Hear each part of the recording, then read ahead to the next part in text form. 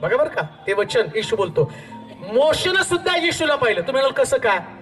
खडकाच्या कपारीमध्ये खोदलं आणि त्याच्यात मोशेला ठेवलं. पहा, येशू ख्रिस्त क्रुसावरती असताना आम्ही पाहतो त्याच्या कुशीमध्ये भाला भोसकला, खडक फोडला, इकडं कुस फोडले.